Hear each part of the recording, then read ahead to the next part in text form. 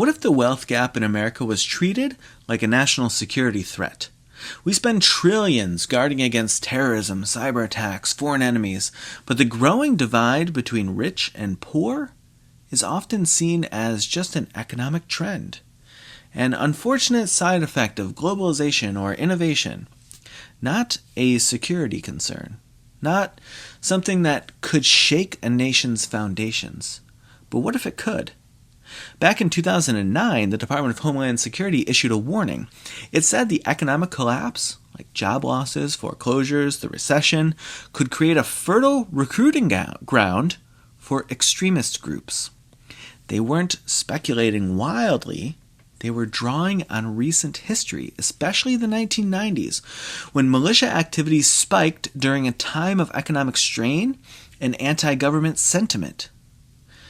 Quick side note here, if you want to talk about topics like this with other people, I'm holding a couple of small Zoom conversations in December. You can find details through the link in my profile. All right, back to the video. So, in the wake of the Great Recession, millions of Americans slipped out of the middle class, and for many, the climb back never really happened. A sense of betrayal settled in. That the rules weren't just broken, but they were clearly rigged. And this isn't just a theory, because after World War II, when the U.S. occupied Japan, American officials saw how deep divide between landlords and tenant farmers was fueling unrest, and potentially making the countryside ripe for communist influence. So they made a radical choice: redistribute land. Not as charity, but as strategy, because they understood something we often forget.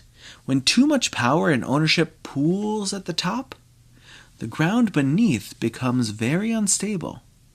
And here at home, the warning signs are flashing. A generation coming of age right now without affordable homes, without health care security, and often without hope of having children. Not because they don't want to, necessarily, but because the math no longer works. And when that happens, trust doesn't just fall, it fractures. That's when people start looking for new answers, or old enemies. When the the middle itself thins out. Not just the middle class, but the middle of society. And people feel locked out of the system entirely. So they don't defend it. They drift toward whatever promises meaning or revenge. We saw it actually during COVID.